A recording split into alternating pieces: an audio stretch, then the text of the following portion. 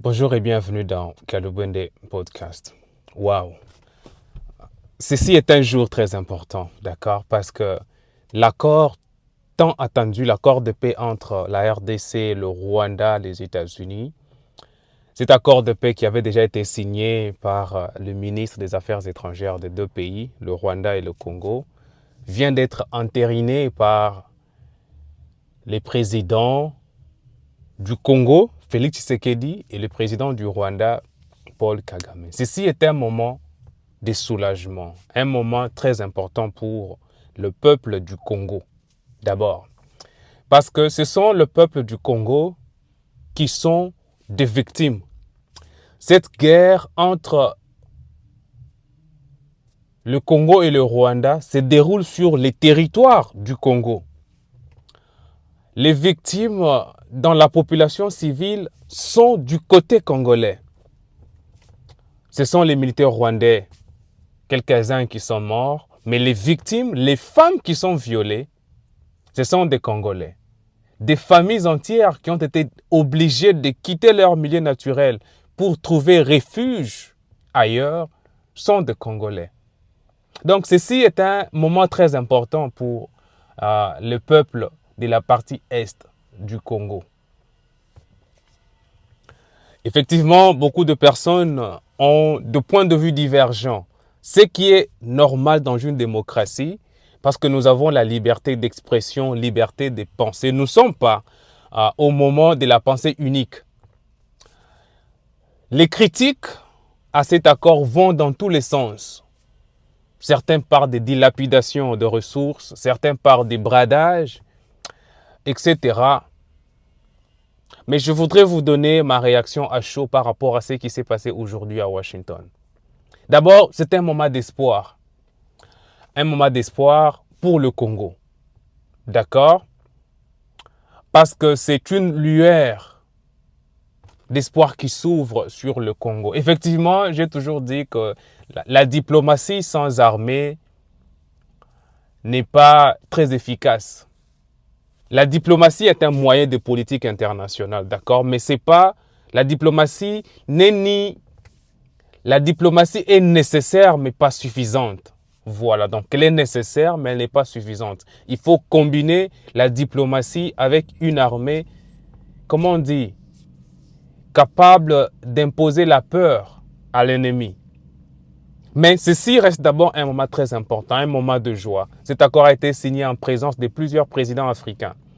Président de l'Angola, président du Kenya, président du Burundi comme témoin, les émissaires du Qatar, des Émirats arabes unis, le président Donald Trump lui-même était au rendez-vous, Kagame et Félix Tshisekedi. Un moment de paix, un moment d'espoir pour le Congo, mais comme je vous ai dit, diplomatie doit être renforcée par une armée capable de défendre le territoire du Congo. J'ai remarqué que personne, de tous les Africains qui étaient là-bas, personne ne fait confiance à Kagame. Tous sont méfiants. Parce qu'on sait en réalité que la raison de ces conflits, au-delà de l'aspect minéral, c'est d'abord l'hégémonie d'un peuple, d'une tribu. Une tribu qui se croit supérieure aux autres tribus dans la région, les Tutsis.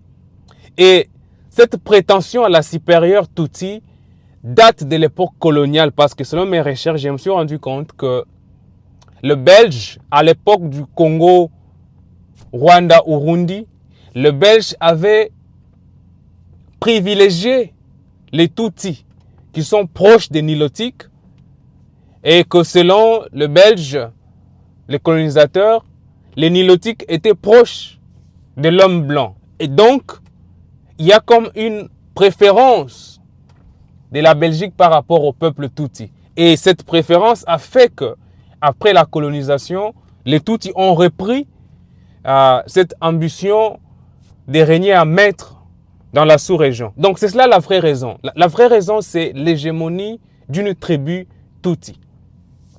D'une part. D'autre part, ce conflit trouve son point de départ avec les génocides qui s'est fait au Rwanda entre les Tutsis et les Hutus, et les Tutsis sont présentés comme des victimes. Je ne voudrais pas entrer dans cela. Mais Ça, c'est le point de départ. Et les Hutus qui ont trouvé refuge sur les territoires du Congo sont l'une des causes qui fait que le Rwanda veut toujours venir sur les territoires du Congo en violation du droit international, d'accord, violation de la souveraineté internationale, violation de la non-ingérence dans les affaires internes d'un pays souverain et violation de l'intégrité territoriale du Congo. Donc, violation de tous les principes fondamentaux sur lesquels la Charte des Nations Unies ainsi que la Charte de l'OUA sont bâties. C'est pour poursuivre les personnes qui ont fui les génocides au Rwanda, les Tutsis qui ont échappé au génocide, que le Rwanda trouve prétexte pour venir sur les territoires du sol du Congo. Et c'est là la guerre. Je disais que personne ne fait confiance au Rwanda parce que ceci va être une pause temporaire. Kagame avec les Tutsis vont trouver un autre justificatif pour commencer une autre guerre. Kagame bien sûr, mais avec la complicité de certains Congolais. Le premier complice qui a commencé cette série, c'est Musée Laurent Désiré Kabila. Musée Laurent Désiré Kabila, qui est le premier à avoir inauguré cette ère de complicité des fils du Congo qui s'alignent du côté de l'ennemi pour faire mal à leur propre frère. Effectivement, Kabila va se rendre compte du piège dans lequel il est tombé plus tard quand il va parler que c'était un conglomérat des aventuriers. Mais c'est déjà plus tard parce que le mal était consommé. Depuis là, c'était la boîte à Pandore que Kabila, le père, avait ouvert et cette boîte n'a pas encore été fermée. On espère que la signature de ces accords vont consacrer la fermeture de cette boîte à Pandore qui avait été ouverte par Laurent Désiré Kabila. Plus de 30 ans de conflit, les victimes sont du côté du Congo. Guerre de 7 jours entre l'armée rwandaise et l'armée ougandaise sur les sols du Congo à Kisangani.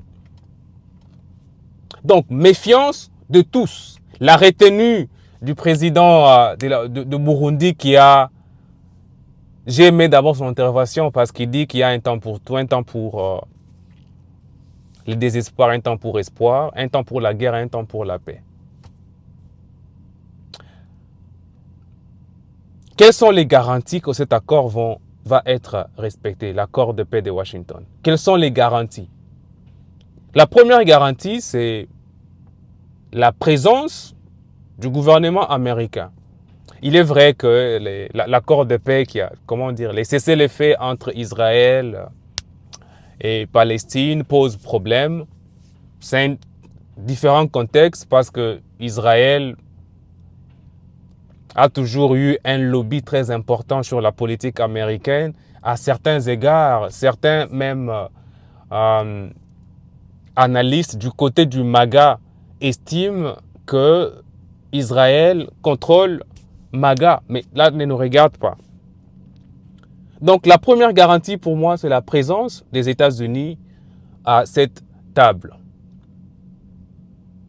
Mais deuxième, je crois que Kagame qui a la réputation du génocidaire, parce que c'est lui le bourreau du Congo. Kagame qui a cette réputation, peut-être voudrait se racheter, d'une part. Peut-être qu'il voudra se racheter. Il n'est jamais tard. On dit qu'il n'y a que Rabi qui ne change pas. Mais en tout cas, personne ne fait confiance à Kagame qu'il va respecter ses accords. Nous savons qu'il va trouver un autre prétexte dans le jour qui vient pour commencer une autre rébellion. Et il va utiliser des Congolais qui sont manipulables, corrompus. Comme je vous ai dit, le premier c'était Kabila le père. Et il y a toute cette lignée de Jean-Pierre Bemba qui ont été financés par l'Ouganda. Vous avez de Roger Lumbala. Tous ces aventuriers-là, qui sont tous ces aventuriers traîtres, qui n'hésitent pas à s'allier avec l'ennemi pour causer des souffrances parmi les populations du Congo. En tout cas, mes chers amis, j'ai vu sur les visages de toutes ces personnes à cette conférence, effectivement, Donald Trump, il n'est pas très versé dans la région, il ne comprend pas très bien, ce sont les experts qui ont fait le travail pour lui. Il vient pour la façade, etc. Mais aucun président africain n'a fait confiance à Kagame. Même pas le président Félix lui-même. Parce que c'est bien de signer ces accords, mais autre chose est de l'implémentation. Alors, quels sont les points importants de ces accords? Premièrement, il faut respecter la souveraineté de deux pays.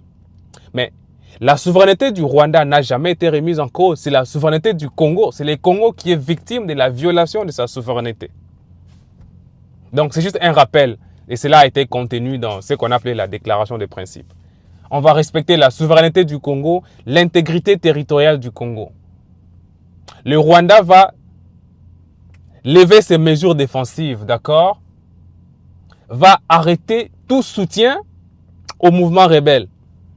Parce que le Rwanda, c'est une guerre, comme on dit, guerre interposée. L'armée du Rwanda n'est pas officiellement sur le territoire du Congo, mais elle est camouflée sous les hommes de M23. Et ça a toujours été le cas depuis 30 ans. Les Rwandais sont sur le sol du Congo, mais camouflés dans des habits des rebelles. On prend 2 ou 3 Congolais, on les met en face, mais ceux qui font la guerre, ceux qui font le sale boulot, ce sont les Rwandais. Donc, obligation pour le Rwanda de cesser tout soutien au mouvement rebelle, d'une part, mais aussi obligation de quitter les territoires du Congo. Effectivement, le Rwanda n'a jamais accepté qu'ils étaient présents, mais ce qui a été signé, c'est cela. Du côté congolais, arrêtez de soutenir les mouvements rebelles. Alors, le Congo n'a jamais soutenu un mouvement rebelle contre le Rwanda. Le Rwanda a toujours dit que ce sont les FDLR qui avaient participé au génocide, qui ont fui sur les territoires et que ces FDLR sont en train de constituer une base pour préparer une attaque contre les régimes de Kigali. Et cet argument n'a jamais été prouvé en fait. Parce qu'on ne sait pas combien de FDLR il y a sur les territoires du Congo. On ne sait même pas s'ils représentent un danger. Personne ne pense que les FDLR, les résidus du FDLR, représentent un danger contre un régime de Kigali qui est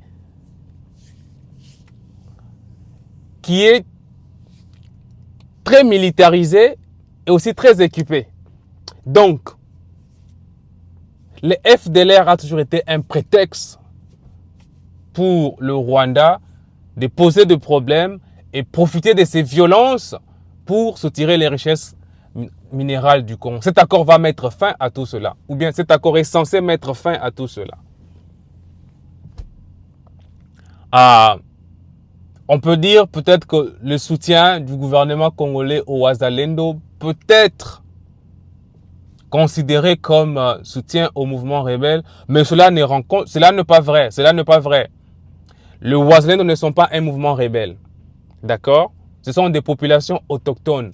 On peut les défendre en disant qu'ils interagissent dans le cadre de la légitime défense, dans le cadre de l'état de nécessité, et que c'était une réquisition. Donc, le soutien du gouvernement congolais au Wazalendo n'est pas équivalent d'un soutien au mouvement rebelle. Dans tous les cas, le Rwanda n'a jamais eu d'argument valide pour faire la guerre au Congo. C'était un prétexte. La présence de FDLR a toujours été un prétexte, un faux fuyant, une fausse raison. Et cela a toujours joué parce que au Congo, nous n'avons pas un système de défense, un système de sécurité capable d'assumer notre sécurité. C'est même pour ça que malgré toutes les déclarations du président Félix, il n'y a jamais eu de déclaration de guerre officielle. Il n'y a jamais eu d'offensive sérieuse contre tous ces mouvements rebelles. Donc, Kagame va arrêter de soutenir le M23 et tous les autres groupes armés. Et le Congo et le Rwanda s'engagent ensemble pour neutraliser le FDLR. C'est là le nœud du problème. Parce que si le FDLR n'est pas neutralisé, le Rwanda va revenir en charge. Comment nous neutralisons le FDLR, nous les Congolais?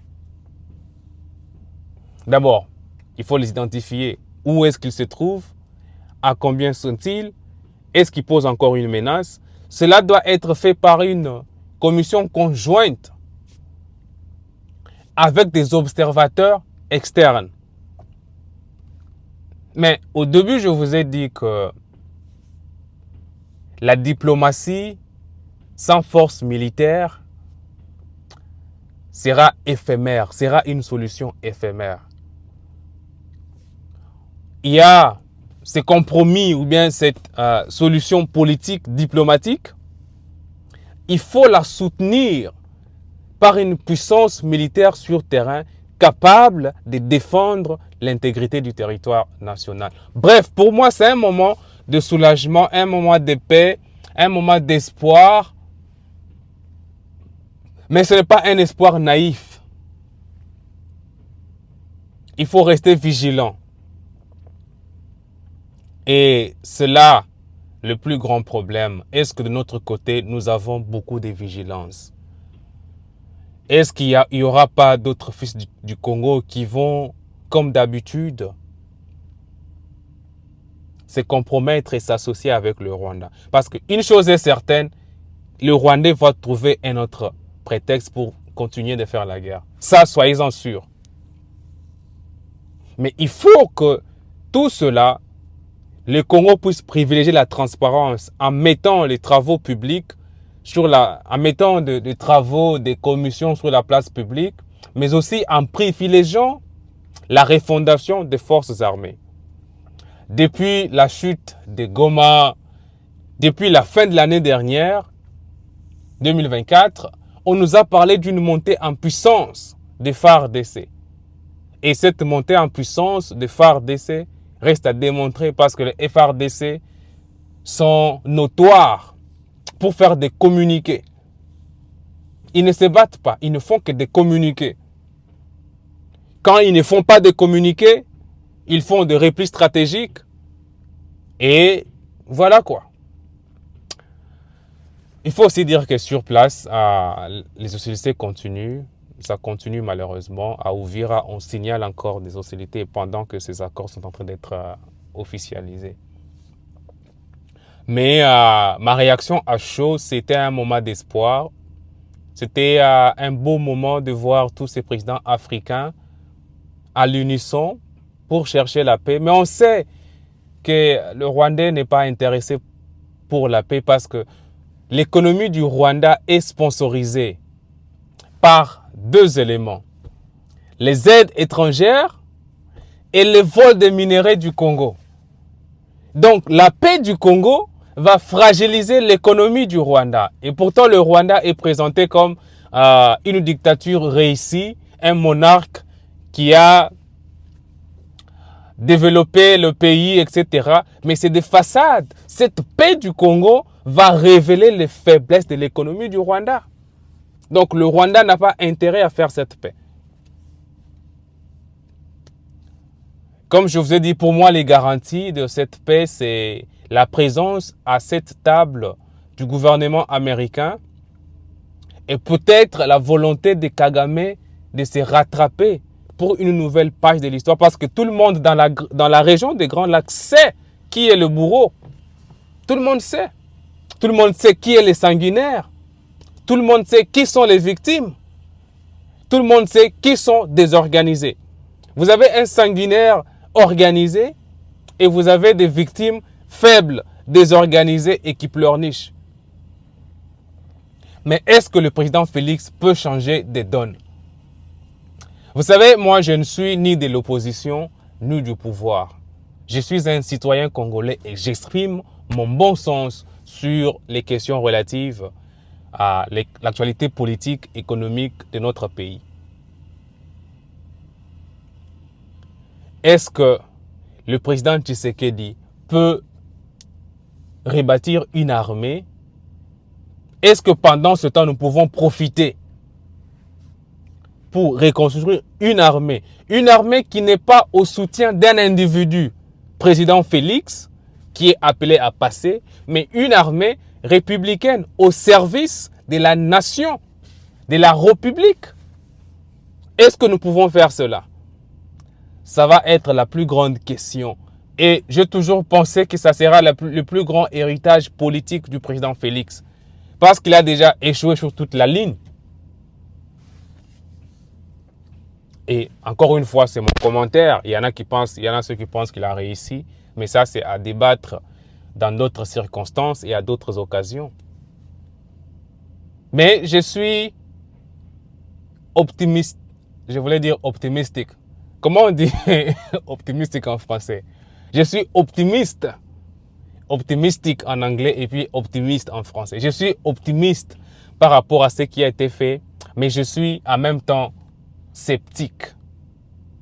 Je n'ai pas une foi aveugle. Je sais que Kagame va trouver une autre excuse pour soutenir une autre rébellion. Il y a des Congolais qui vont encore trahir comme d'habitude depuis que Laurent Désiré Kabila a ouvert la boîte à Pandore. Je sais en même temps qu'il y a des Congolais qui vont trahir et je sais en même temps que présentement nous avons une administration qui ne peut pas, qui a de mal à lutter contre la corruption.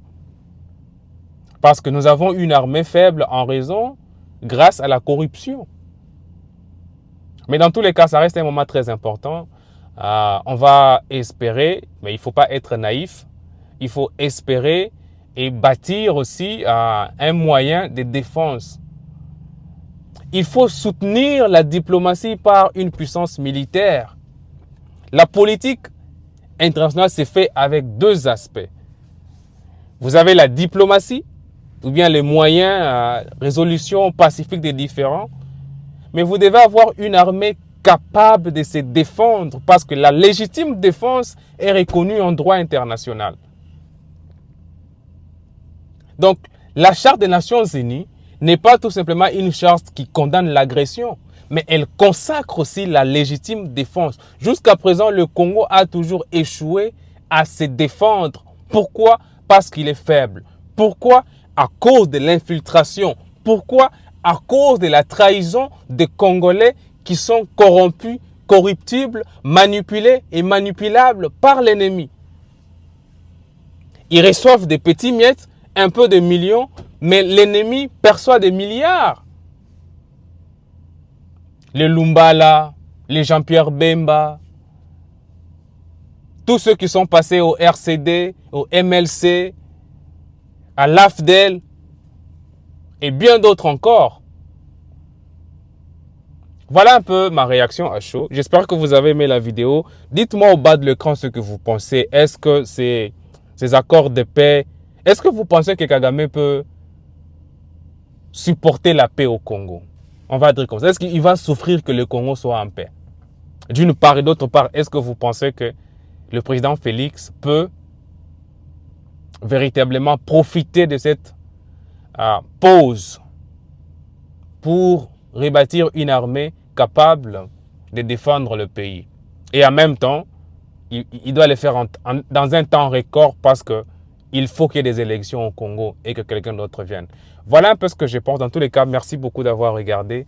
Je vous retrouve dans la prochaine vidéo. On va suivre effectivement l'évolution de l'actualité sur terrain. Comment est-ce que le M23 va se comporter par rapport à ce qui s'est passé à Washington. Je vous retrouve dans une prochaine vidéo. Au revoir et portez-vous bien.